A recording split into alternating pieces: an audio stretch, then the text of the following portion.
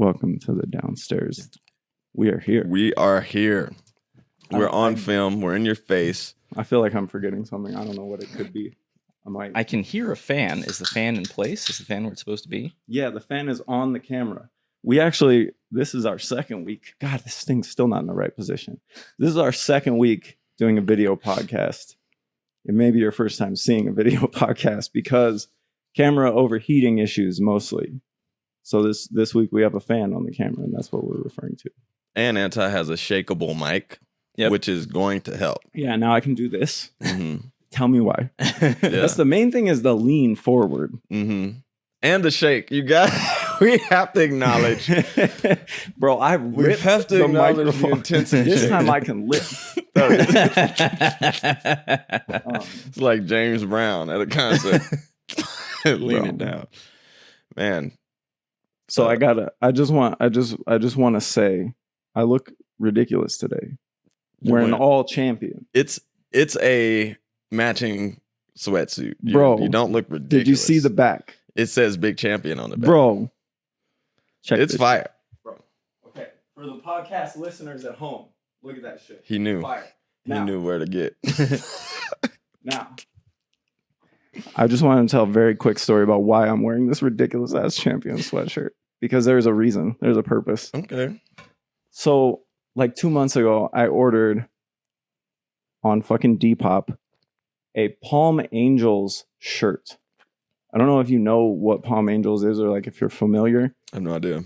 Nah. So like it is a designer brand. It's the guy who made Montclair, like the creative director of Montclair, not the guy who made it, but the creative director of Montclair made Palm Angels. So it's a fashion brand, but his whole like thing with this brand is just that it's like baggy t-shirts that say Palm Angels.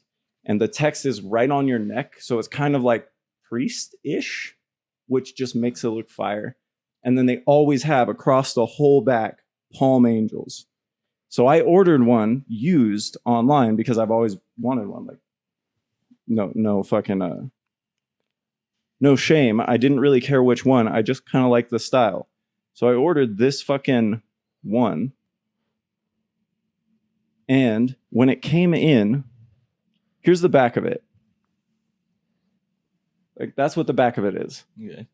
It's like insanely baggy. Like baggy to the point of like hilarity. But that's the point. And like, that's why I always wanted one, because they just look cool as shit to me. They're very cyberpunk. Very like drapey and like super thick, like almost a sweatshirt t-shirt. So they just like, they're fucking cool. And then across the neck right here, they just say Palm Angels, which is so fire. And I wanted one. And I was like, you know what? Fuck it. I found one used because because my ads know me and they recommended it to me. I ordered this bitch and it got to me after 2 weeks of agonizing waiting. And this dude listed it as a large, and it was a fucking small. That bitch fit me like a regular t-shirt. And it was so frustrating because I put it on and I was like, well, it fits. Like, technically. But I was so mad. So I was like, you know what? Like, I'm not, like, it doesn't do this. Now it's just a t-shirt with pink letters. What the fuck? Like, this isn't the thing. Is it thick though?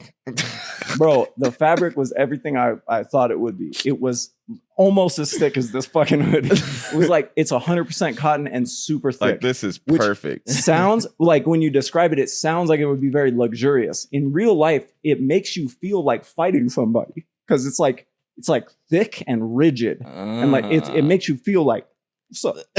And that was sick. That was nice. It was a good feeling. But I couldn't get over the fact that it fit me like a regular fucking t-shirt. Like, if I wore it out, people would be like, oh, it's a Palm Angel shirt. Nice. Instead of like, what the fuck are you wearing? Which was not the goal. So I was like, okay, I'm going to return it. So I fucking initiate a return because it's just too much for me to not get the one that I wanted. Yeah. And I was like, you know what? It's fine. I'll just keep waiting. It was a really, really good deal. I don't care. Not worth it. I'll keep waiting for the next really good deal. So I messaged Depop customer service.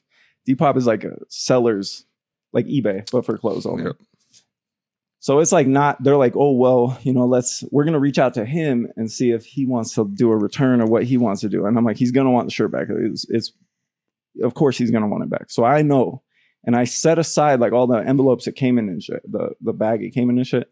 I set it aside and I wait for doing the return. I finally, 3 days later or something, hear back from them and they're like, yes, we do want to do a return. Send it to this address. And that fucking address is different from the address that is on the fucking envelope that he sent it from. But the name, one of them is the same. Like his first name is the same. They didn't give me a last name.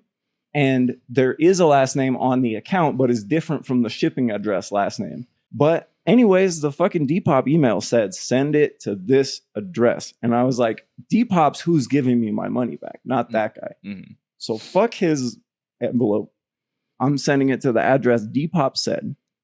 I went down to the fucking USPS and got like the verified like tracking numbers, send me a fucking email with the receipt type shipment and sent it to them. And then you sent a cell phone picture of the receipt to the dude. Bro, I like triple verified. But the thing is, when I went to the post office, they said, hey, just so you know, this looks like an apartment building and there's no apartment number. And I was like, I don't give a fuck. I told you the address. You're going to send it to that address. And they were like, okay, just make sure your return address is good. And I was like, okay, cool. I made sure my return address is good. So if he doesn't get it, I will hopefully get it back. Just wear it like a regular t-shirt. But you wear that bitch to bed. fucking It's a anyways, nightshirt now. So now I'm like, I don't know where this thing's at. It's in the mail or something. It's been a week and a half. There's no word. The tracking number says awaiting delivery. Don't know what that means. So I am just waiting, bro, for enough time to have passed for me to start hounding Depop to get them to give me my money and go fix their records with the address. Like I'm trying to get it to be their problem. Right. But I haven't gotten it back yet or anything. And then I'm sitting there and I'm like mad, obviously. And fucking Depop, goddamn.com, fucking sends me another advertisement. And it's for this fucking hoodie with the text on the back. And I was like, it's fucking, I think it was like $24 or something, which for those not in the know, this is technically a like rare drop. Like it's like a rare, not necessarily vintage, but they're not super common. So it is kind of cool, but also it's just like, bro, I can't have the Palm Angels. So now I got Champion. Like that's cool. I wanted that cruel twist of fate. So now I'm wearing a Champion hoodie. And not Palm Angels. when he like took the ad, right, and then he bought the shirt, like, you know how you have to check stuff like, I agree, blah blah blah blah blah. One of them was like, you agree to forfeit the money that you spent on that Palm Angels shit, and then you'll never get it back. I'm so mad because now Depop knows if they send me an ad with text on the back, I'm in. You got hashtag text on back next to your name and the algorithm. Bro, it's funny because like on like if you just look, oh yeah, that's how the front looks. But if you just look at at just the fucking shirt, like it seems like it would be just like a regular, like fit like a regular shirt. And so when I got it and first put it on, I was like not that upset. But like it had to hit you kind of. Yeah, like I had to like be like, wait a second. So like this is just I'm not wading through fabric right now. For scale, this is like how it's supposed to fit. And like the P was on my fucking back. it was like perfectly normal. legible. Yeah. Look like your name on a jersey. Bro, yeah. Like, God damn it. So that's why I'm wearing this ridiculous. That must have been what they called them in high school. Palm Angels. Damn, so, man. Yeah, that's my story. That's been happening for the last couple weeks, but Champion sweatsuit, fire though. It does look pretty good. I do feel like it's kind of like you 90s. You look like one. A guy, and I can't figure out who it is. You know what I mean? You look like a comfortable guy. Yeah, that's what I want. That's definitely true. I'm a little warm because it is only September technically, so I shouldn't be wearing a full sweatsuit right now. But you know, yeah, I did have shorts on yesterday. Yeah, so, bro. Speaking of which, I am slowly becoming a grill master. Okay, I am killing it on the grill. Yesterday, I made, quote, the best burgers Jessamine has ever had, which is hard. You know, there's a lot of burgers out there. A lot of burgers in the world. You're number one. I was grilling, and in the midst of grilling, we put on the Paralympics because that's happening, and I realized something that I didn't realize before watching the Paralympics, and that is you cannot watch it with the 6-year-old. You can't. What? You can't watch the Paralympics with the 6-year-old because they're gonna say very innocent things that are I can't say that. Like I couldn't say that. So now I'm laughing at shit he's saying, and he's like, "Why are you laughing?" And I'm like, "I'm not laughing." So you're laughing. You're laughing. I'm not laughing. No one's laughing. I'm not laughing. Yeah. So I was watching. We were watching wheelchair basketball with them, which is actually really cool to watch. Like it's really cool. They have a lot more time to shoot because it's harder to get. When they set screens, you got to get around that screen. You know what I'm saying? Hold on. By the time you get around the screen, the guy's set up and shot the ball, and fucking, it's amazing. It's I hadn't thought about the ability to play defense being greatly exaggerated. It's greatly exaggerated. You got to get around people. Yeah, you have to cause like a 7-chair pileup. Yeah, to, that's a traffic jam shit. file. You can't do that.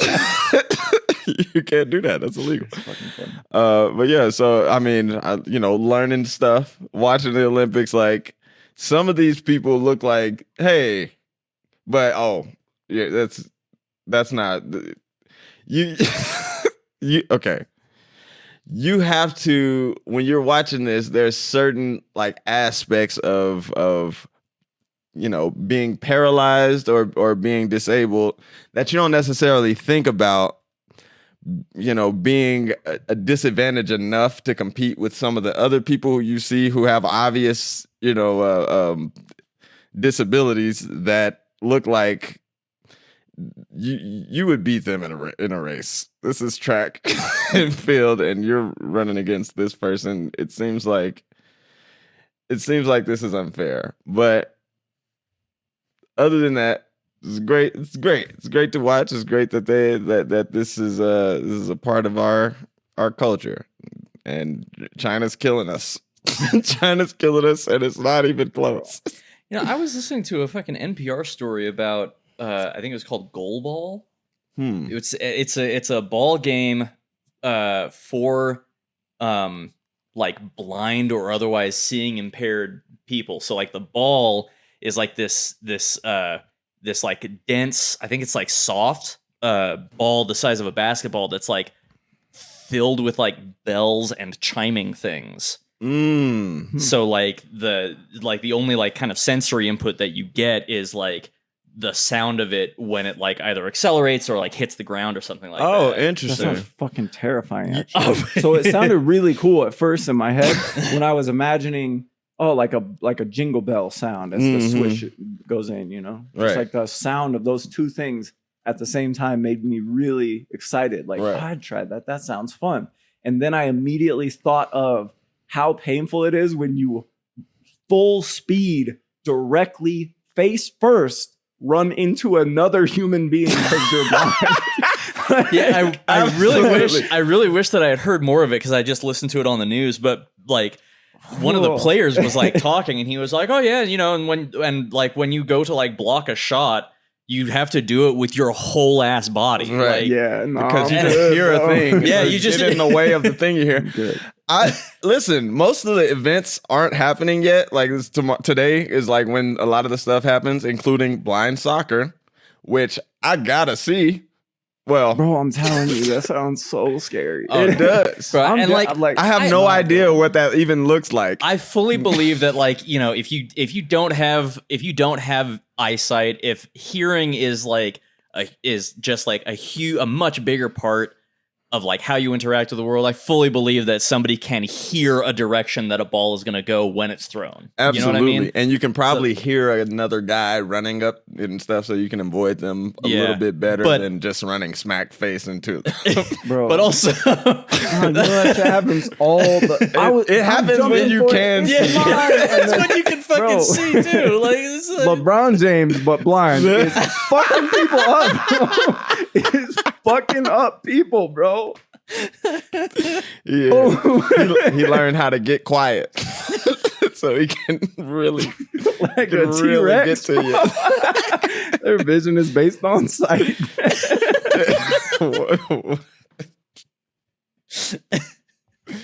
Their vision, yeah. Their vision is based on It's sight. one of my favorite malapropisms I say all the time is I'll just say like their vision is based on sight, and I don't know why it's so funny to me, but yeah, no like when you drop that one, how long do people who have like never heard it before take to be like, wait, what? Bro, Because I imagine it's like, yeah, right. Wait, what? Hang on, what? Except it's too far and nobody else has asked, so they don't ask. So it's it took you like 30 seconds. It took me a minute. I was like, it is based on Bro. sight. My vision is based on sight. Dude, I'm full of those though, so I don't think people stop. I think they just say, "Yeah, I don't know." He says, shit. "Bro, No, that's it's cool though." It's a really cool event, and I think we should be watching it. There are like zero commercials. It's like this thing is totally unfiltered, unfunded. Like it's oh fuck! I didn't think Like a high school gym. halftime. No, it's the same gym. It's like they wiped that shit down and then we brought the Paralympics in. But it's I don't know. It's like during halftime, it just showed a sky view of the court. Just the whole time, there was no commentators. There was nothing. Wow. That like we could barely hear the cheerleaders performing. It's just a really far shot of things like getting prepared. So I'm just like, how was like the audience population? it was pretty big. It was pretty big. It looked like everybody who was at the Paris Olympics didn't leave yet because they knew this was coming too. And it's like, we're going to be in Paris. We might as well stay for the para. It may be possible that there was like a miscommunication and they heard Paris Olympics and Paralympics and they got confused and they showed up and they were happy to be there and they supported nonetheless. They thought it was the cool version, like the yeah. Paralympics. It's the opening act. Bro, I think that's cool. Part of me is immediately concerned that like anytime I see something like this, my first thought is I really hope people are laughing like with this and not at it.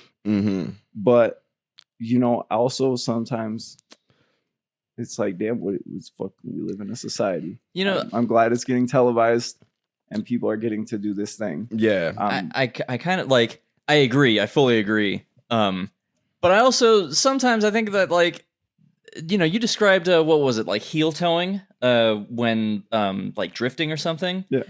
And like in my head, like it makes perfect sense, right? And it's also, I'm sure, like an optimal like way to pilot that car, right? Like when like for certain maneuvers. But at the same time, you're also like and like that's just funny. That's just funny, right? Like, but obviously it's a thing that people do because it has results. So I imagine that like hopefully like people playing goal ball are like, yeah, you know, you've got like a 5% chance of just getting hit in the fucking face and we just deal with it. Yeah. It's really funny. You know, but if they think it's funny, if they do, nobody said that. I'm gonna be clear, but yeah, I don't know. Hopefully, they think it's funny. The only things I can say for certain are that I'm glad they're playing, and I'm glad it's televised, and as a result, that's all I got to say. I just like part of the back of my brain is like, man, I wish good tidings to the world. I hope that the world is enjoying this in a wholesome way, and sometimes it is wholesome to be like, this guy just fell down the stairs, even when they're able-bodied. So, like, some part of that is gonna happen. Yeah, but I just hope it, you know. Now, Get it? Yeah, we were all laughing when Dick Hanglin fucking Bro, did not make it over that shit. goddamn thing. If that's your disability, shit. Yeah, he's got an enlarged. He's in the Paralympics. Like, what's your disability? I'm Dick Hanglin. They said I can't use the pole anymore. It'd be Hanglin down there, you know? They said I already got a pole. Listen, watching this with a 6-year-old, because they're so innocent, you know what I mean? He sees things like when they're playing wheelchair basketball, there's some amputees, and one of the guys has like it's cut off towards like the middle of the shin sort of thing, so you can see it in the chair. And my son goes, "Oh, look at that little leg. It's cute.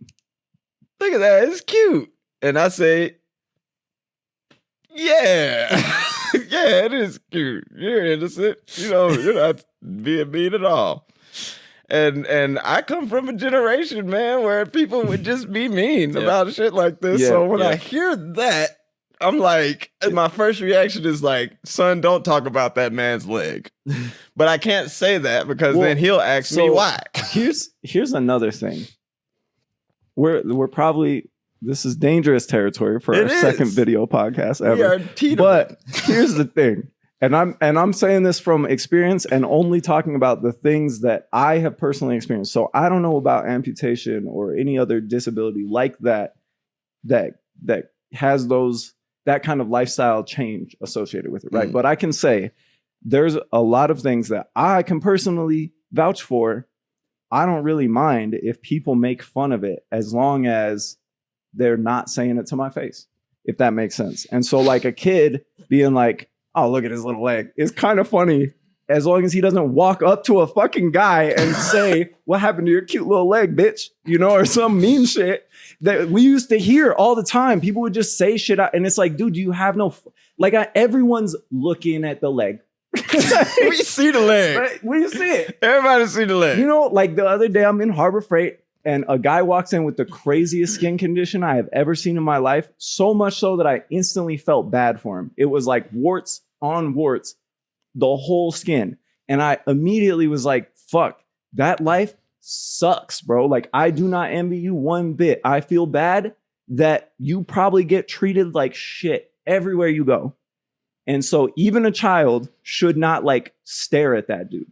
But it is also totally fucking normal to then go home and be like, "Yo, dad, what the fuck was that?"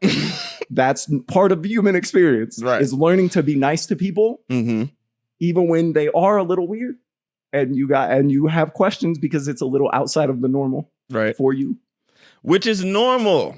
The question, I feel like that's pretty normal. But don't be fucking mean to people, right? And watch what you say to people because some people will knock you out even with warts. Exactly. So that's all I got. That's the end of that subject. Thank you for listening to that.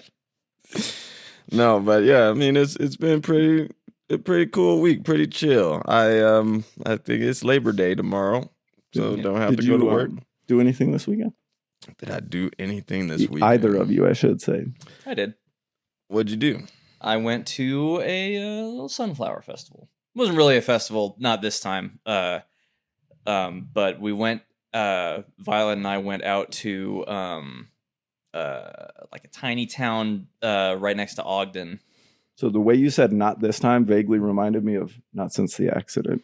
And now I must know, like, what do you mean by that? Last year we went to like Corn Bellies, which I think I mentioned before. And like I realized it's not actually a sunflower festival, but easily the best part of it was buying like a fucking like Slurpee jug and filling it with as many sunflowers as you could pack into it, right? So this time it was like it was much smaller. The field was much bigger, and the sunflowers were like much more varied. And unless you like bought more, you only got to like cut and keep one sunflower. So like some of those goddamn things like had fucking like sunflowers the size of a human head or bigger. Like it was crazy how big some of those goddamn things were. But they had a bunch of different like varieties of colors. So I got the one that I picked was like almost like auburn. It looks red in sunlight. Okay. It's my fucking lock screen right here.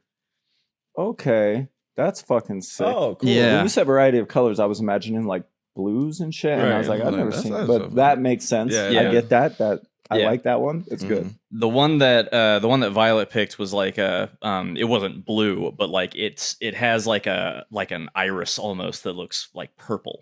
So, Oh, And that's it's like cool. it does not come through. It's the other one in the photo, but like if you kind of imagine can like see where the Mhm. where like the dark is, it's a much more of a purple I'm cast. sad. It used to be us on motorcycles. We got usurped for sunflowers. Damn. Damn.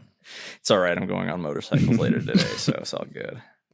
Fucking with who? Brett, I think he thought that when we said that you were going to be out all weekend, that meant that you were going to be out all weekend. Yeah. So we're meeting up at 4:30 at a parking lot near where he lives. If you want to come, I probably will just come. Nice. Because this time I'll be on the Gixxer, so it won't be as rude to arrive unannounced. I showed up on the Harley to surprise him last time. Immediately, it started leaking gasoline on the exhaust directly in front of him. And then stopped running at several points. And I had to, the first time we had just left the gas station and going down the road, I'm troubleshooting it, get it started. Perfectly fine. Keep it going. Don't lose them. Then some situations arise that make us have to do a full U-turn. And now I'm going, because of the situations, I'm going down the road at 40 fucking miles an hour in neutral, trying to get the bike started on the road as I go down the fucking canyon with traffic behind me coming, but it was a one-way light. So like, I don't know when they're coming. Like, I don't know how big of a gap I have, you know? And I'm just like, fuck, like trying to pop it into gear, trying to like fucking hit the kill switch, like trying everything, coming down the fucking canyon, panicking. And it was not a great first impression for Brett with this fucking Harley. it's, you know, I almost, if the Harley was not like in the shop, basically, like I know it runs, but if it wasn't like basically in the shop right now, then I might almost say, just bring it again, because you're gonna have two other riders to also just like fuck with. It's gonna be me, Brett, and then Chris, who you haven't met yet, and then somebody by the name of Zoe, who I haven't met yet. But well, okay. Back on topic before we got dragged into motorcycles again. I have a very related thing that I did this weekend related to your sunflowers. I also went out in nature to gather, as our ancestors used to, the fruits of the land. And I went fucking mushroom hunting in Moab, which seemed kind of crazy to me because it's not the first place I would think of finding mushrooms. But we like they know spots. Mm-hmm. So, dog, I found. I'm gonna show you the picture, but I'll try to describe it first so that I definitely have like to be a video podcast. I definitely have an assumption that like, you know, in like the temperate regions you'll find the good mushrooms, but then as you go like out into the extremities, like in the desert or in the swamp, then like the mushrooms that you find they'll kill you if you look at them. You know what I mean? So there were a lot of mushrooms you don't want to eat. That's true. But what I found out when the first fact they told me that instantly made me feel better about the whole thing was that there is no mushroom on earth that can hurt you in any way by just touching it. Okay. So as soon as I knew that, I was like, all right, I'm good. Because I'm not eating any of them anyways. I don't give a fuck. Like, it's not me. Like, I just pluck it and put it in the basket. That's someone else's problem. Right. At that point. Bro, I found these two fucking mushrooms. They are the size. One is bigger than my head, for sure. The other one is the size of like a dog's head. Oh my god! Shit! Oh my god! And those are just two of them. We found a lot of fucking mushrooms. That's like. Jesus I found Christ. a mushroom for dinner. We're saved. As Bro, you bring in one the size of a fucking pumpkin. turkey. Bro, literally like Fucking a pumpkin, dinner bro. chicken. That's a good example. So those are puff balls, mushrooms. Are they edible? Yeah, we ate some. Damn. The thing is, it's interesting is like the state you saw them in, they're about this big around. They're extremely firm and dense. The thing is, like, because it's so late in the season, not all the mushrooms were like good. And the way you would tell is if they weren't firm, because those mushrooms, it's so fucking cool. And I guess if you're like from back east or something, you probably are more familiar with them. But out here, I was like mind blown that it was real. It's like cartoonish. It reminded me of the D&D game we played with the mushroom people. Oh yeah. So like what happens is in a span of just Don't like listen to them, bro, they're just like okay, the time frame is ambiguous to me. lay down. It's somewhere Lay between down. hours and weeks. They go from solid and like perfectly edible to like, oh, you probably shouldn't eat it. It will make you really sick. To like, it is entirely full on the inside of spores, just like pure powder inside. And they fucking puff this incredible, like you've imagined it, but like when you see it in person, when a little one like that big launches what looks like a fucking smoke grenade, just like this huge billowing cloud comes out of a little one like that, and then you're holding one this big and you're like, damn. But they were firm and edible, so we chose to eat them. But like, I kind of wanted to let it go. Yeah, hold on to it, bro. I want to see that thing go. I'm gonna take this back into the city and start a fucking panic. Seriously, that's some Joker ass fucking plan, bro. Like pop that out of the window of a building X. downstairs and, of a building downtown, and just fucking. And like, okay, I wanna. You're a super villain, bro. It's just a puff. It's not gonna do nothing. A lot of them we found were like yellow, which they were kind of scary because, like, again, they look very similar. Oh yeah. The thing about a lot of these mushrooms is they will look almost identical on top to other mushrooms that will kill you. The ones that will kill you taste delicious. That's crazy. And don't kill you until 2 hours later. Of course. Damn it. Of course. Obvious. So it's scary for me. But the thing is, they even though they look identical on top to the untrained eye, right? First of all, the two of the people we're with are park rangers, so they're not the untrained eye. Right. And second of all, like, the physical features of the mushroom are different. So I made up a lot of like little mnemonic devices, right? Like white with gills, that You'll shit get kills. killed. White and woody, it's all goody. And that's true. That is true. The white ones with the gills, they will fucking get your ass. You will think, oh, it's just a porcini. Dead. But we did get porcini, which is actually cool because they're not common. I don't know how rare because it's my first time, but they're not common. And we found them by a road. Like, just the conditions were right. A tree had fallen and was beginning to decompose into the ground. And it then fucking porcini, huge porcini, like this big around, which for those is gigantic. It's all over for like this one. So they're all the same one porcini, like being, like living thing. Yeah. And these are just like the apples on the tree. They're just the fruit. So we took as many as we could find, basically, because it's the end of the season. And then we had puffballs, and then we had my favorite ones, which are I believe called like Golden Delicious or something like that. But something deliciosa. That is an apple. Delicioso. Golden Delicious No, is just something an apple, like that. but- It's I don't know much about delicious. mushrooms. I know Golden Delicious. Bro, no, it's for real. Something delicious, It's an bro. apple.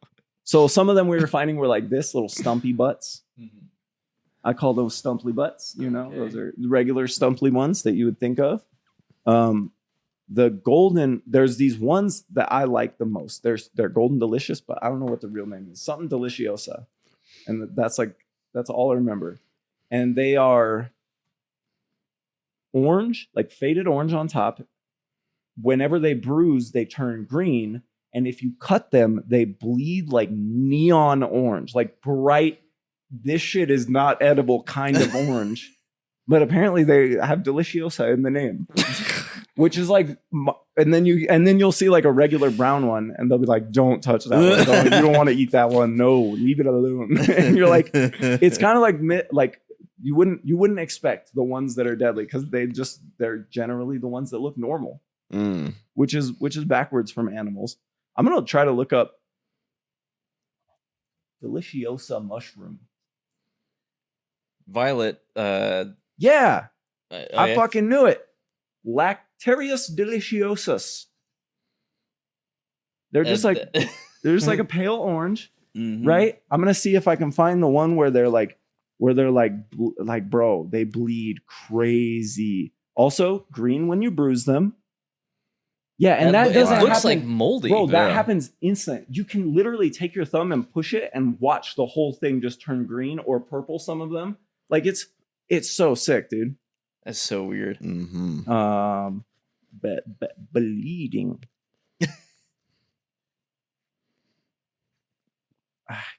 I can't find it.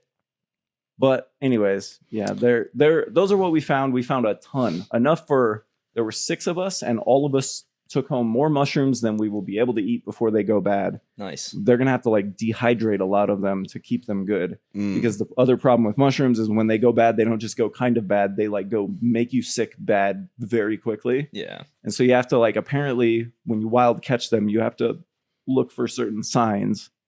This is obviously in direct opposition to Tina's like already very neurotic food safety things. So it means that we just have mushrooms that we probably aren't going to eat because she's just too scared. But I don't care because I had fun finding them. Now here's the best part. I said all that to say the very best part, because I feel like mushrooming, a lot of people would have fun doing it. But something only few, the fucking lucky few, would enjoy doing is the night before that. So we woke up super early. The reason that sucked is because we stayed up all night the night before that playing a mushroom-based board game with my friends, the Mushroom Nerds, because we were staying at their house. So this was like 5 hours of a board game entirely about being a tree and attempting to cultivate mushrooms in your roots through like partnership with the mushrooms and through like reproducing. You give them carbon and nitrogen, phosphorus.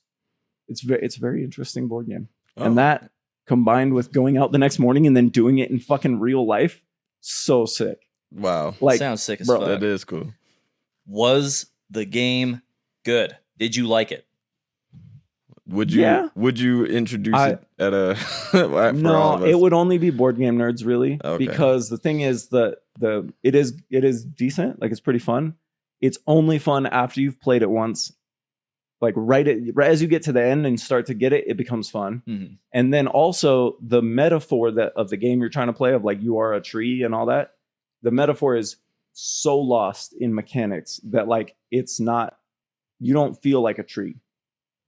Which it sounds crazy, but that when you play a board game, a lot of the times they'll carry like that vibe, like Brass Birmingham. Yeah, that's what happens when the vibe and the mechanics just perfectly work together. This is not that.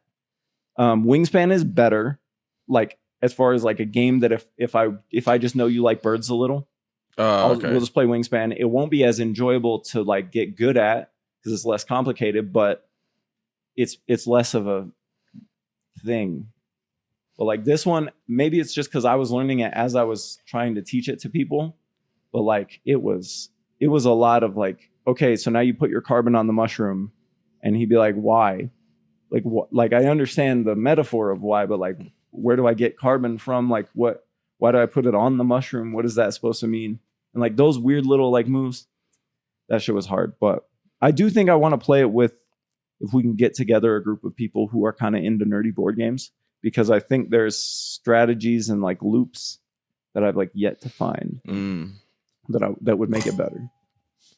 Well, but man, I did not expect going mushroom hunting to be so fucking fun. It was cool. Great. Yeah. Also, I was like so hot.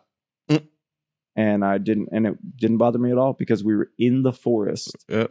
We were hiking, but very slowly looking at the ground. So like normally with hiking, I just honestly get fucking bored because even if Tina's trying just as hard as me, her legs are half as long. So like it's not as fun. You gotta slow down, yeah. Yeah, I just gotta go slow. This time I got to carry the backpack that had everything in it, and we all are going at the same speed. So it's like hiking but better. Right. With built-in shade. and a treasure hunt. Because you're on an adventure. And it really connected me to my inner tractor guy. Ah, Like just in that like survivalist, I could feed my family right. kind of guy just inside there. Shit. He's waiting to come out. Yeah, that was nice. That's one man. of your 2 wolves. I could feed my family. It was nice, man. It was nice. I talked Yeah, it to sounds fun as hell. talked about tractors with Steve. Cool. Steve's got a tractor. He's got it. Brand new. Turbo. Wow.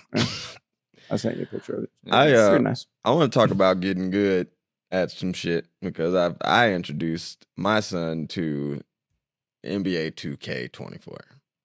Now, and I was like, I bet you felt good as you stomped like, your this young is a son fucking- into the ground. You were getting fucking mopped online. I and said, you made your this- son start playing. I said, this is a fucking child.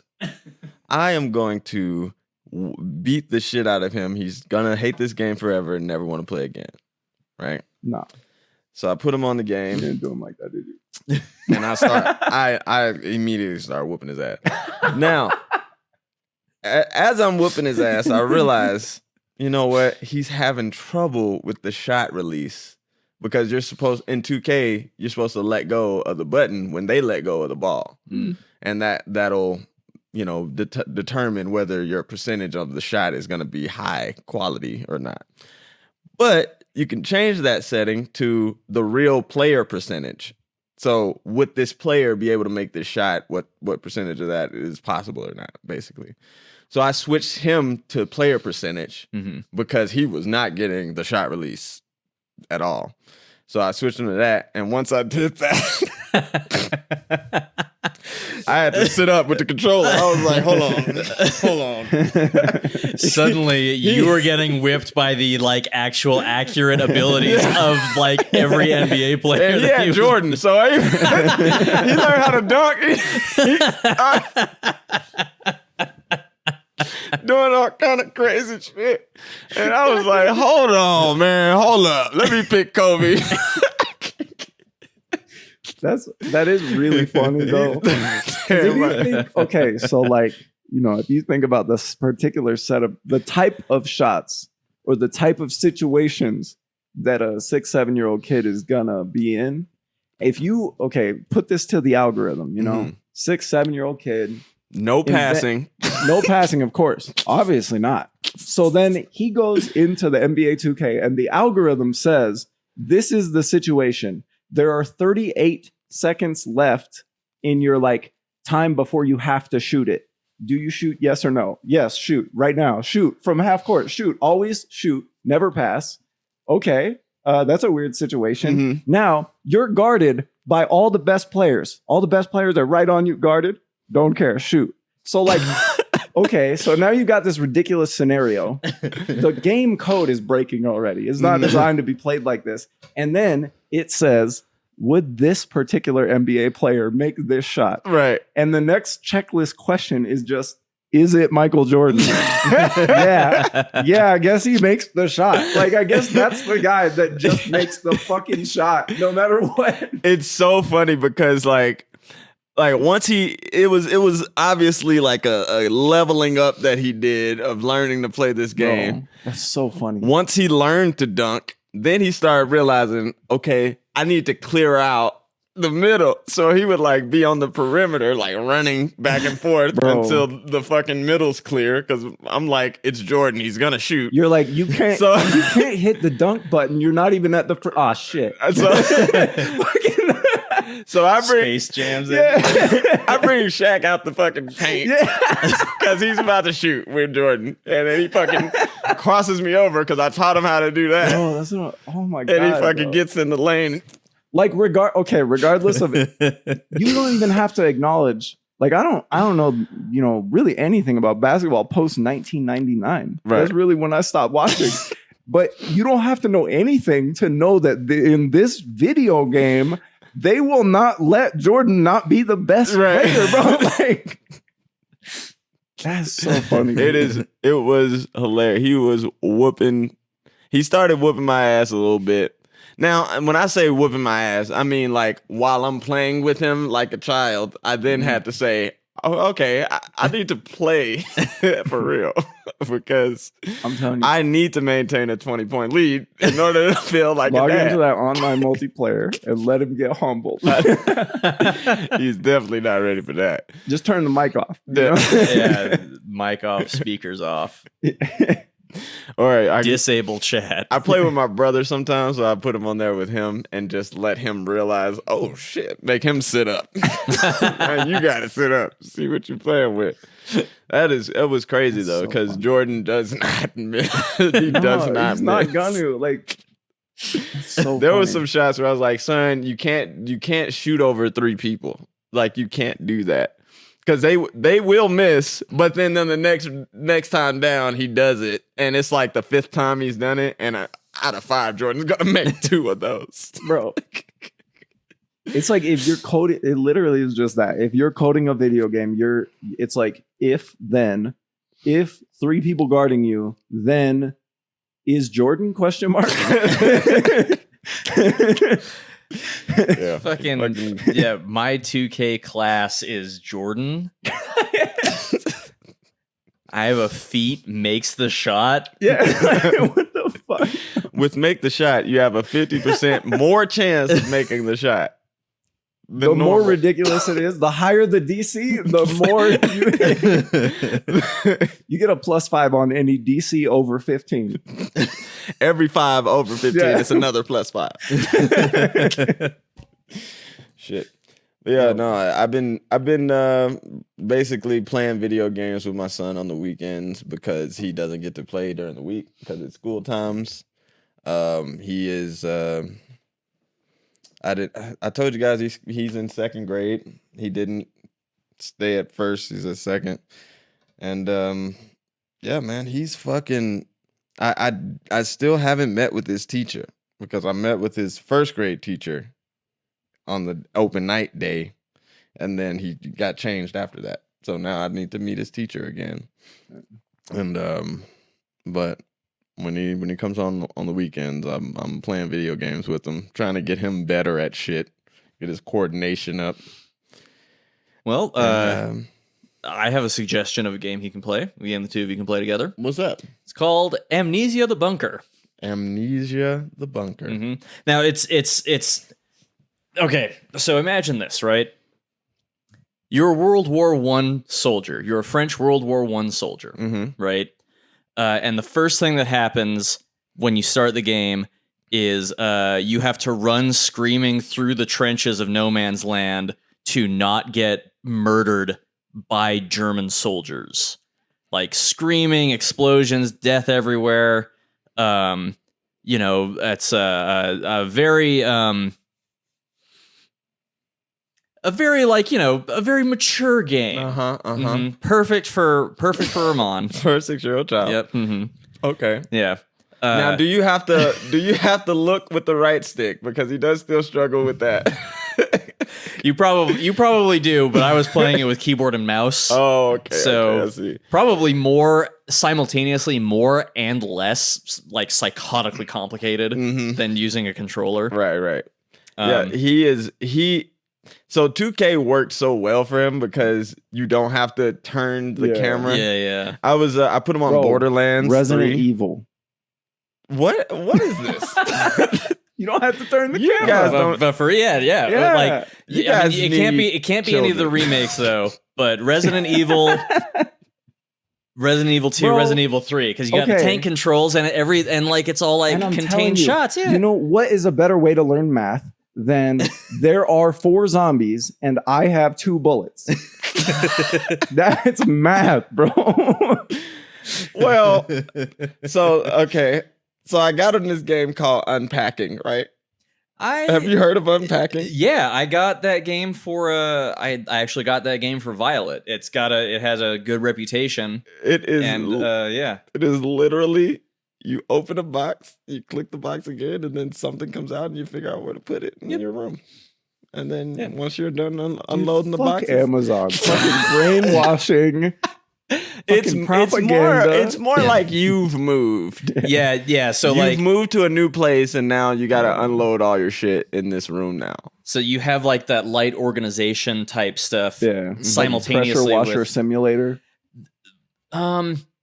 yes, but with more of an emphasis on like considering why certain things are there, right? Yeah. Why why does it go on that shelf? not do you just that, put but it- like as you move, some things come with you and Oh, other yeah. things don't. Yeah, we You know used what to I mean? have This was in my triangle kid block, room. square block, round block. Put them in the thing. Yeah. And now newfangled kids got these fancy video games. Mhm. Yeah, see, now it's like I have to find somewhere to put this picture of my dog, and Right. then the next time you move, that picture isn't there anymore. Oh. And That's sad. oh yeah, Yep, dog I died. don't like that. It's a new picture of a dog.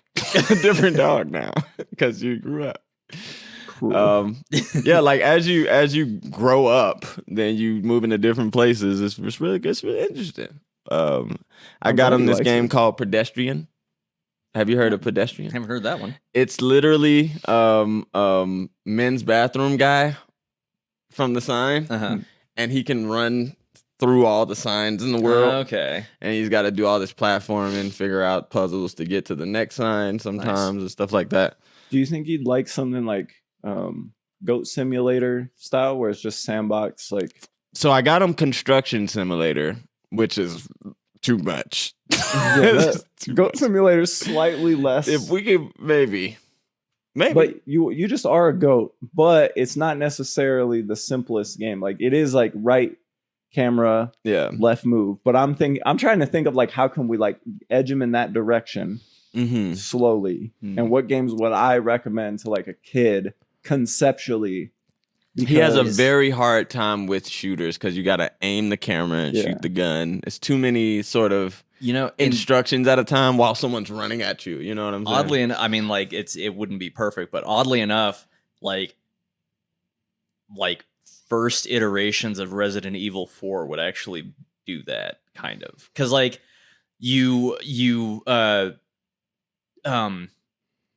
don't turn the camera, you don't have control over the camera, it's always right behind you, right? Mhm. So there's no strafing. Like if you hit left on the left thumbstick, then you don't strafe this way, you literally turn this way. Oh, okay. So and then you only have control over the camera and where you're aiming while you're aiming, and while you're doing that you can't move. So you only control like where the red dot of your pistol aims. Mm.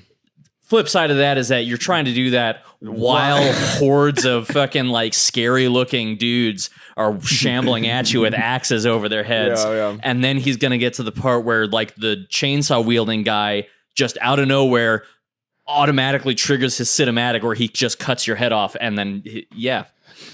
Yeah. And my son has a really big issue with dying. Any game where he will die, Mm-hmm. even like Spider-Man, where he's fighting the enemies and they beat him, he doesn't like that. And I've been trying to get him to like, hey, you die, you just start over. You just keep going. And it's getting better, but now it's like it usually is like, Dad, can you do this? I'm about to die. So- I wonder, like, I also, especially as a kid, but even now, like, I don't really like the kinds of games. Like in God of War, I think I died like 3 times outside of like major boss moments where you're expecting to die. Mhm. But like during the main course of a game, I don't like dying a bunch. Mhm. It's too frustrating, and I just feel like I'm wasting my real life. You Mhm. know, like fuck, I just fucking walked all the way over here. Now I got to walk all the way back. I hate that shit. Yeah. So I get that. And when I was a kid, it was like, wait, like I refused. That's why I like Pokemon and shit. Right. Because you didn't really die. Your Pokemon would faint and you just restart at the last Poke Center. So Mhm. it felt better. I wonder if part of what changed my, or like matured my video game taste in that way is just only having like 2 games to play. And one of them you die all the time and the other one's super chill. Mhm. And when you get frustrated, you load up Pokemon. Right. And then you get bored of Pokemon. So you load up Onimusha and you get fucked up. You get fucked up. So he's got some go-tos, like he's got Lego Incredibles, and you just die and then come back as Lego, like it's Lego, so it doesn't I never played feel. those Lego games, but they look pretty fun. I might. They are puzzles. They're fully puzzles. You got to break stuff, That makes build sense. stuff, and then use the stuff you built. It And kinda you're was fun. a superhero, so it's kind of weird because I could just fly and punch this thing. But them Legos. There's also he's got like a Mighty Pups game, stuff like that, to where it's like no threat at all. So I'm trying to get him more to be more into competitive stuff. Even when we're playing 2K, he's like, "Oh, that was good, Dad," and I was like, "You're supposed to fucking be mad." I don't blame No, no, just I don't like any competitive game that I can think of. Yeah, so I'm trying to figure out how I can edge him into something a little bit more intense, but So okay. Here's just like a question for the group, because I feel like between the three of us, we like three very different areas of video games. And I'm just curious, do you think games have changed in a way that's why when we were kids, we just would have one game and play the fucking shit out of it for years, literally. And now it's like, oh, this like Paw Patrol game came out. And then a month later, like, oh, this new game came. Like, do you think the games have changed, or have we as people just kind of like gotten used to always having a new game? I think that it is the choice, how just sheerly how much media is out. Yeah. Like back in the day when we had games, like we couldn't just afford the best and the best or whatever. But even then, I had a Super Nintendo with a milk crate full of games, full of them. Mhm. There was only about 10 of them that I actually played, right? And I had a big brother too, so we were playing things together. Most of the games were 2-player, right? That was why we played them. I just really think that with all of the different options that kids have now, like it's so easy to play something and be like, let me try something else. And then I have PlayStation Plus right now, and shit is just free. There's a full game catalog, and I can just download free shit. So there's just like I don't really like this game. Can we play something else sort of vibe? And I think we had more of a, this is the game you have. I definitely, I think you got it's good at it. Yeah, I think it's definitely like an equal degree, maybe not equal, but like both of them, like both aspects are really huge, like, and sort of like cyclical, like self-feeding aspects. Because I'm thinking of like, and obviously like a version of nostalgia plays into this, but like I think about a game like Halo or Call of Duty, right? When like earlier in their life cycle, like they did not come out like as regularly with installments as they did up until like, they died or they had to like change dramatically. Yeah. So vision is based on sight. But like, okay, did either of you ever play StarCraft? I tried once. It was at the rec center, and I tried. StarCraft, yeah. Was that real-time strategy, space, science fiction? Okay, that's fine. I was thinking of Star Fox. Then I think very good Star Fox, honestly, I but- think that's why I tried to play it when I was like too young to be trying to play it. Is because I thought it was like cool Star Fox space guy game, and then I loaded it up and was like, "This is just like that Madden bullshit they tried to sell me. Fuck this." Madden coach. Yeah. Fucking I loved StarCraft. I loved StarCraft. I loved Brood War. Those games came out, and then it took like fucking 10 years for StarCraft 2 to come out, right? And the reason I think this is actually a really good example is because like you had StarCraft, and then you had the expansion Brood War, which was basically like it was basically like another game, but it was very clearly like the same game, and they came out like relatively close to each other, right? And they created like a really big, like it's essentially like one of the grandfathers of esports as like a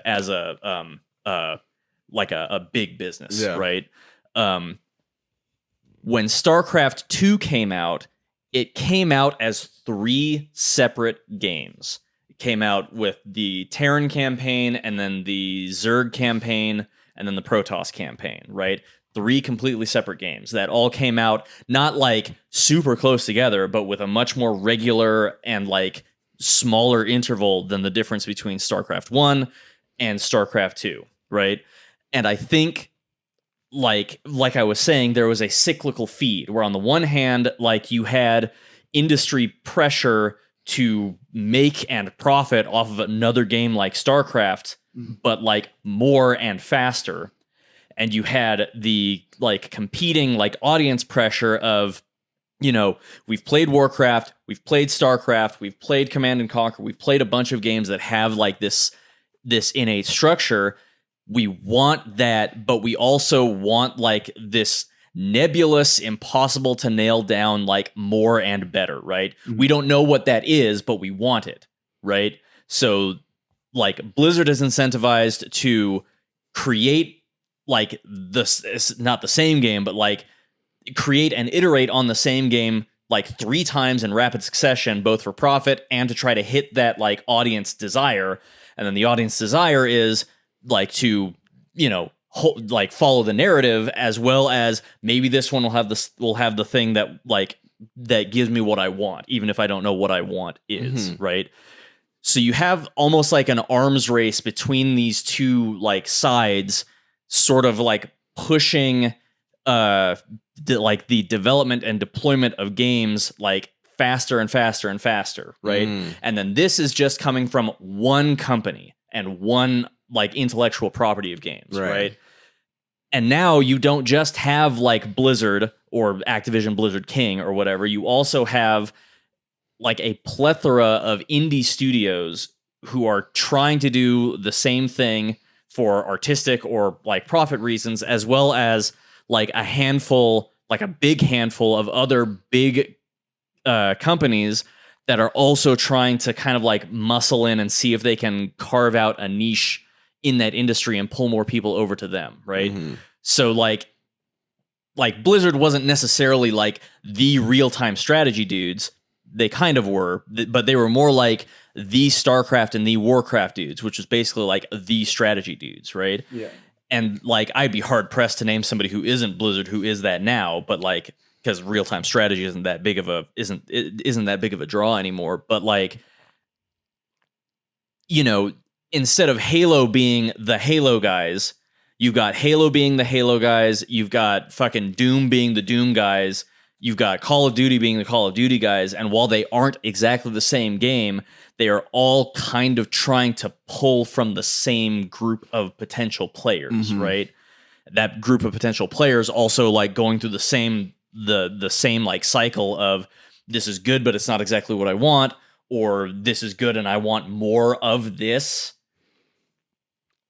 Which it's I view it as a self-filling cycle that will just like spin games out faster and faster as like more avenues for getting games like appear and like the audience for that particular game potentially grows. I feel like, I mean, it's just the nature of this kind of innovation. I mean, once they came out in the 70s, it was like, what the fuck? This little stick on TV is crazy, right? And then as time goes on, there's 2 sticks and then 3, and then, you know, it's just better, bigger, and people are like, you know, it looks just like real life, but I can't dive roll though. If I could just dive roll. I think that's true. It's just like I think with any art, limitation kind of makes you dive into your imagination and rely on your imagination more.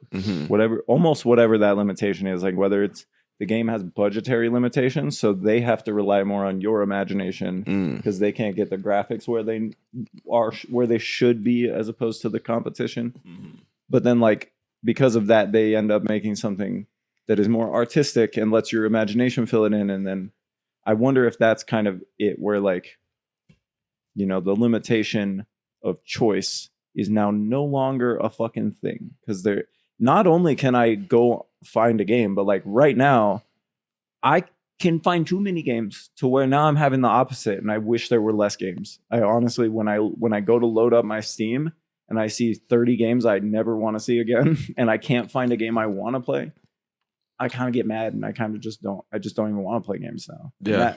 Maybe that's like part of it, just the choice Too much choice. It's too much choice in everything, man. I mean, Yeah, we you used can- to, our imaginations captivated by Pong for decades. for decades. I- Decades. I will say, obviously, it is not a 1-to-1 comparison, but like we have the same issue with like movies and TV. You know what I Mhm. mean? and Like music. and music, right? Like we're in like a very similar situation where there is an incalculable amount of potential vectors of entertainment that you can go to for either of those, right? Mhm. But like we still manage to like find our way through, like, or we don't, right? Because I was in a similar situation as you're describing with video games, with movies and TV, where there's just like so much of it and nothing is giving me like what I want, so I just don't pursue it, right? Like the problem isn't necessarily one of too much choice, it's one of not enough curation. Right. So, like- that's true. That's And that's, like, absolutely that's true. Like At the and- heart of what I meant. But Yeah, like I find like channels like Iron Pineapple's like I still love that channel. it's so good. It's so good for like finding like especially like indie games that you wouldn't that like they don't have marketing campaigns. You will Yeah. only find them if you look for them on Steam that like fulfill a certain like action adventure like Souls adjacent niche that like forms a backbone of a series of game designs that of games design that I really like. You know what I mean? I appreciate that he can separate the things I care about from the things I don't. And it seems like when I watch a video of his about a game, like the Pinocchio game, Mm-hmm. it gives me enough information to say like Tales of Pinocchio, what was it called? Lies of P. P. Yeah. Yeah. It gives me enough information to be like, okay, so I would really like some parts of this, but overall, I wouldn't like this game. I would hate this game and I would be mad at this game. And as a result, I can get more enjoyment out of this process by not playing it and just watching someone else play it.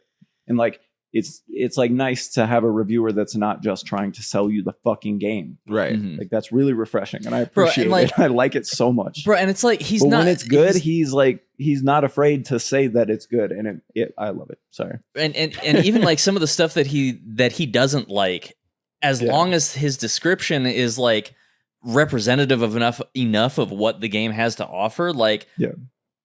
I will still find interest in it. Mhm. Like and it's not just that like he's not trying to sell the game, but it's also like God, this is so hard to describe, but like I am much more likely to like seriously consider playing a game that I haven't heard of before that I hear from an Iron Pineapple video than I am from like a fully Ramblomatic video, which is like much more specific, one game reviewed in like 5 minutes or so with a particular review style, right? Yeah. Like I like fully Ramblomatic games because I think they're well written, but I don't think that they communicate to me like what will or will not make a game Yeah. enjoyable to me.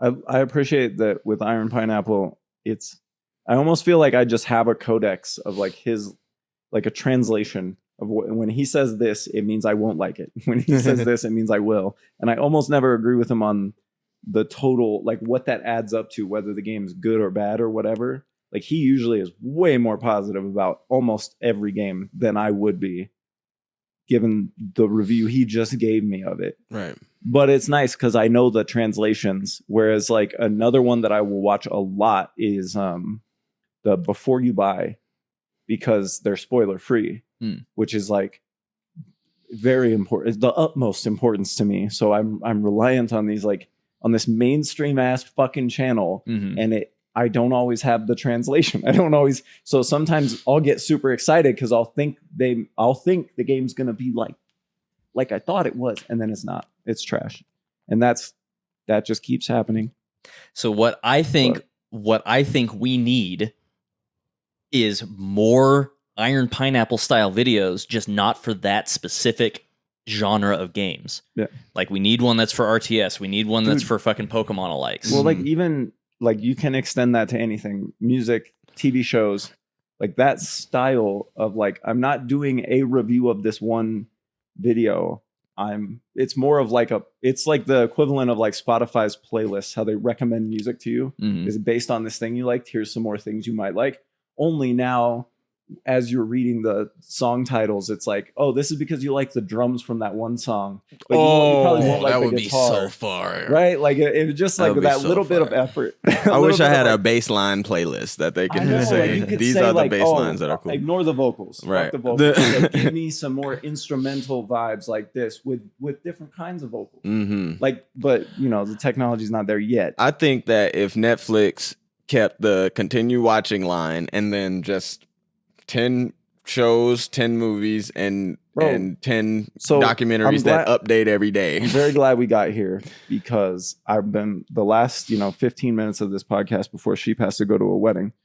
I'm going to tell you about a show that I've been watching on HBO Max that is terrible and not good, but that is trying to Netflix because you liked its whole existence with Tiger King. Like, it's just basically a whole show that's like, hey, you saw how Tiger King was really successful. Let's make our own version of that. But it's about polar bears. No. Okay. I'm going to set the scene for you. Everyone liked Tiger King that I know. One person in this room that just despised the very Tiger idea King. of it. I also didn't like it. And the reason is, so how should I put this?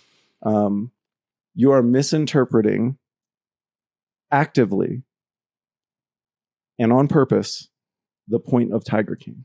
And I'm saying this directly to both of you because I know you hate the guy and I know you hate the concept of the show, but we in this room, the three of us, like, you were there. I have the recordings, had conversations where we laughed so fucking hard because of the things that it prompted us to say to each other and the things that it prompted society at large to do and say. Like, it was, I don't know anyone who didn't get something out of it. Okay. But almost everyone was like, that fucking guy, this fucking guy. Like, and that was a uniting, like a cultural experience that had, just like any societal thing, had its annoying people, it had its funny moments, and it had its like, oh, come on, like, we get it. Can we talk about something else? But the thing is, the show they tried to make, the reason it fails is because now there is no camaraderie. There is no humor and there is no joy. I'm going to tell you that, and then I'm going to say, what animal do you think this show is about? The people who collect this animal. I mean, it's got to be either bears. What animal, when you find out someone has one, you say, I can't wait till that thing kills you. You're fucking stupid. And there is no exception if you're not a zoo. If you're not an actual, like, actively trained zoo, they don't count, obviously. But if you find out a private person has this animal, I've never met a person who doesn't go, I can't wait till it kills you. What animal do you think it is? I definitely think it's something endangered. Yeah, for sure. Yeah. Although it technically doesn't get a lot of the protections that endangered animals get, which is interesting. It's another thing I found out after the show. It kills you. Mammal or reptile? Mammal. And it kills you. Like, it hippopotamus kills your ass. It doesn't. Some animals will. Man, some animals you'll die. I considered a hippopotamus a mammal, but I like that. That was That's why whales. It is. I'm not even making that up. Yeah. But here's the thing: some animals you die if you like fuck up or if you interact with them, or sometimes they even want to eat you and they eat you. But this animal is not one of those. This animal kills people. Like, for fun, like, it rips your eyeballs out of your face and plays with them, kind of kills people. Are these dolphins? Fucking chimpanzees. Oh, fuck. So they made a show about the people who keep chimpanzees trying to capitalize on the Tiger King thing. So they found the most neurotic, fucking weird, annoying chimpanzee keepers. And the problem is, like, I'm watching this show. I've watched 2 episodes of it, and I'm probably never going to watch another one. I'm watching the show because I like animals. And when I watch Joe Exotic, part of me is like, man, fuck, that guy deserves to be eaten by tigers. And part of me is like, I just kept a tiger. Just what if I just kept one? What if I found one and then I just kept it for a little while? Like I got it in a good way. Mhm. And I can think about just like the fantasy of like, the tiger's so pretty. But like chimpanzees, bro, the whole time I'm fucking watching this show, the only thing I can think is I can't wait till that thing rips your fucking face off, lady. This lady has like chimpanzees in her basement in metal cages that are like overweight and sold to like Hollywood studios because they don't have the same protections as other animals because they're used in animal testing. So like they don't have any of the endangered species protecting, which is why we see chimpanzees in movies all the time, because they're not protected the same way other animals are. So like they're essentially this animal that lives like 50 years, but is absolutely commercially fucking useless and a danger to everyone around it after 5 years. So like 30 years of this animal's life, they are being fucking abused. There's no other way around it. Like that's the only way. Mhm. So like you've created basically like a 200-pound murdering machine, and then you locked it in like a concrete box and like feed it things through the fence and pretend like it's your human baby child, and they call it their baby and shit. And it's fucked up and weird. But all that to say, the only redeeming quality of this show, The only reason you the only got through thing- 2 episodes. yeah, the only thing that kind of like got me and made me think, oh man, there's some light at the end of this tunnel, is like, first of all these chimpanzees are like killing people and maiming them. That's happening. They're getting loose and ripping the door off of locked cars when people won't let them in the car. Then getting shot 6 times, not going down, walking back inside, and continuing to attack somebody before finally bleeding out. Like they're not just dangerous, like dogs are dangerous or like tigers are dangerous. They're fucked up. PETA finds out. Okay. PETA actively sues the fuck out of this one lady who is basically the kingpin of like chimps in America. The Chimp King. She is they're trying to like, the show is based around her, but she won't be in the show for some reason. So it's like the people who work for her, which is weird. But they basically try to sue her to the point that she cannot afford to keep them because she's not technically breaking any laws. Because again, the medical exceptions for the Endangered Species Act for chimps kept in captivity. But the lady and her keepers try to like skirt around this by like meeting PETA's demands. So they like change the diet and attempt to like show that they've cared about the chimps a little better. They fail. They don't pass the bar. Judge pretty much immediately says, yes, PETA, you can have all these apes. They take them to another place. So they come to get these 7 apes this lady has. And one by one, they round them up. They dart them to put them to sleep, and they take them to a real facility that actually has acres for them to live on, not some lady's basement. And they grab 6 of these chimpanzees, and then they start to ask questions about where the other one went. And the lady says it died. It died last week. And I can't prove it to you, but if you give me some time, I'll give you a proof. So they say, okay. They immediately take her to court and find her in contempt of the court for hiding one of the chimps. The chimp that she hid is like the famous one, the one that's on, literally the one that's on all the Hallmark greeting cards, because he was the one in the 90s. Mm-hmm. It's her favorite one, whatever. She has apparently hidden this chimp for years, and they cannot find proof. So the court keeps saying, well, it's not enough to prove that it's not dead. You need to prove that it's alive, which they can't fucking do. Right. But she tries to prove that it's dead to end this all by presenting what I can only describe as like a bag of fucking cinnamon or some shit as its ashes. and saying they burned it in a fire in some guy's backyard, and these are its ashes. So then I got to watch the court case as this fucking insane lady was like presented to like a forensic anthropologist who said like, this is what bones look like when you burn the animal that's attached to them. Mm-hmm. This is what like unprocessed ashes would look like if you just burnt them in a fire. They don't look like the ones you've all seen because those have been processed and like ground up intentionally so you don't have a chunk of your grandma's pelvis. So this court case is going on. PETA's fucking going after her. And on camera in this documentary, apparently she feels brave enough to turn to her husband right after she wins and accidentally let slip, basically, we just got to keep hiding him. And like, she's like, I won the case. They got to leave me alone. And I'm like, oh, fuck. So the documentary did something good. They're going to find then the last scene of this episode is her actively approaching a cage with a chimpanzee in it, which I'm assuming she's going to say it is not the same one or something. But it makes me feel at least some type of joy that the type of people who think, oh, wow, Tiger King was really famous and he made a lot of money. Let me be the next Tiger King. That person actively incriminating themselves and ending up in jail just like Tiger King does make me happy, and I feel joy. Right. I can only hope that the third episode comes out, the whole show's canceled because she's in jail now.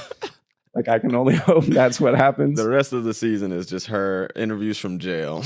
I hate her. I cannot wait until the chimp gets her, and I'm only sad that the chimp would be punished for that. Bro, it's like the only thing that makes me feel sad. Like, chimps, like any of the great apes, honestly, are like, yeah. It's like, bro, like, I hope the creature will kill you, not because the creature is a killer, but because you've basically taken the closest thing that you can get to a human being and like put them in captivity, actively tortured it. That's what kills me is like the whole time she's like, they're 98% human. It's like having a little baby child. And I'm like, you wouldn't do that to a human child. No. If you did, you deserve punishment. Absolutely. Like that. It's like, that's what it immediately hit me is like, it feels like they would be serial killers, but they're afraid of jail. So they do this instead. Like that. Because you got to be psychotic to like keep something you view as a human.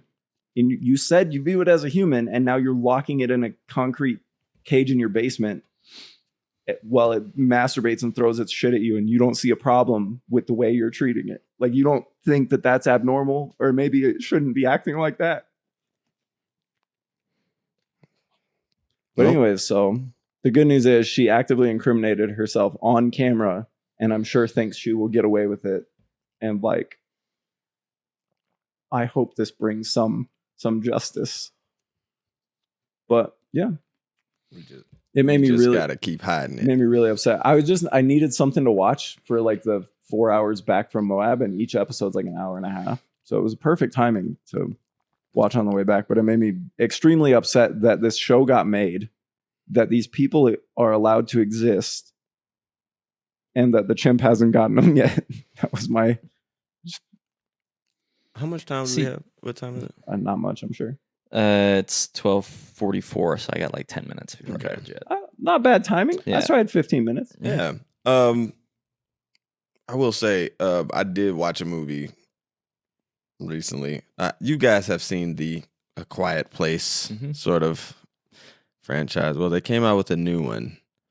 It's like A New Day or something like that. And it's starring Lupita Nyong'o. And she's a cancer patient in this movie when all this goes down. She's at a hospice facility. And like, the whole crux of her character is, I'm going to die soon, and I'm kind of depressed about that.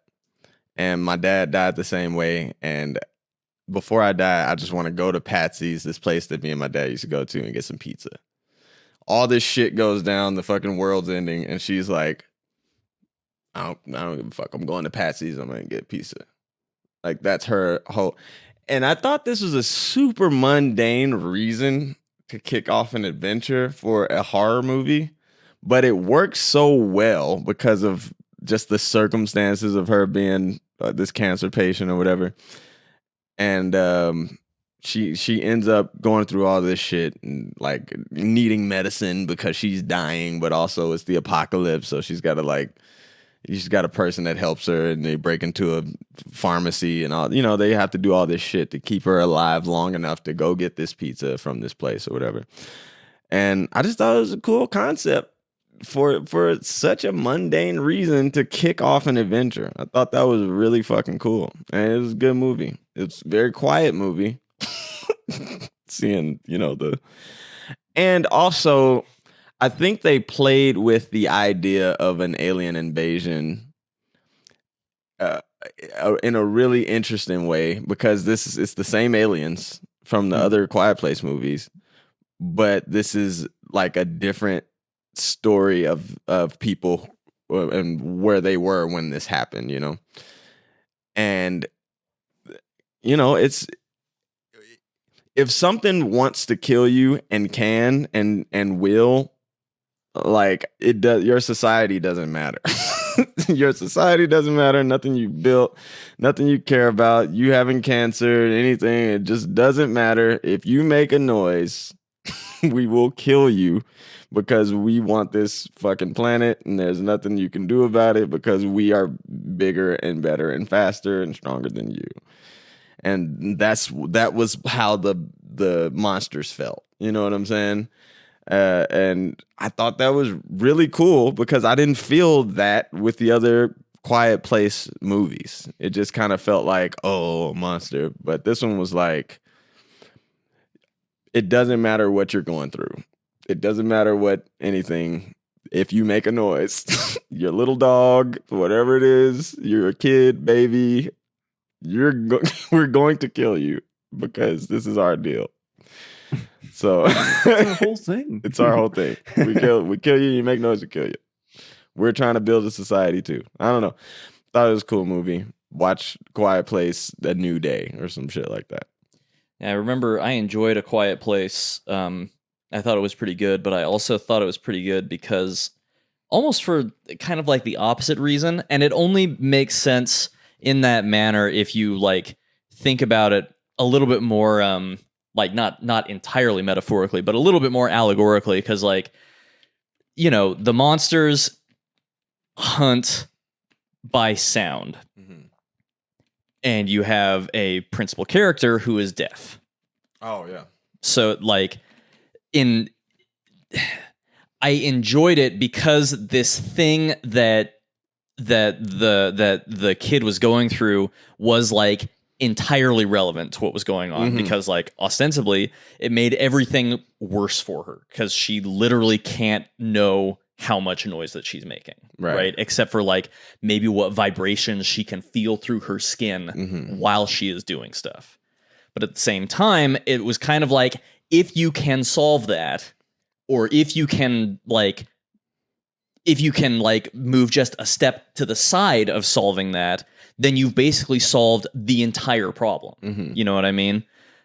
Which is that, like, a world with sound is dangerous, a world without sound is dangerous. So how do you kind of like meet that in the middle, right? So in a way, like, her damage, quote unquote, like becomes an advantage for her, right?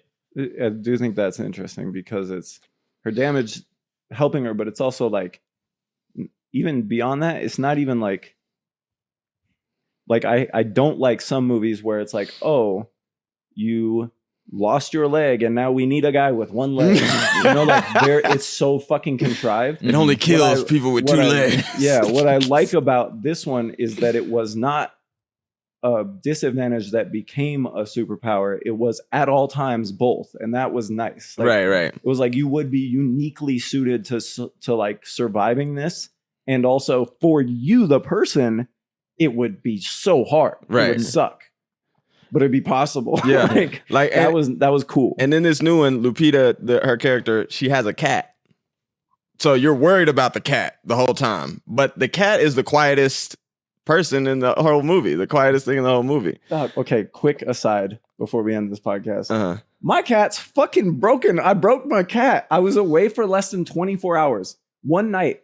I came back, dude, the last 12 hours, I just spit everywhere. The last like 12 hours, Turtle was just like, meow, meow, meow, meow. Every fucking, like, I was so annoyed. I was like yelling at her, like, shut the fuck up. And she didn't get it and would just be like, meow.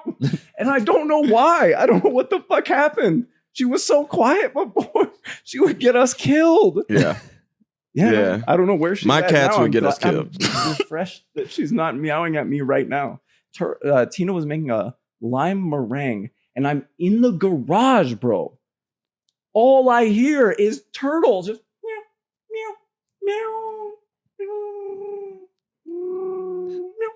meow. I'm like fucking in the garage. Like, God, leave me alone. Yeah, I don't know. Fucking broke her. I don't know what I did.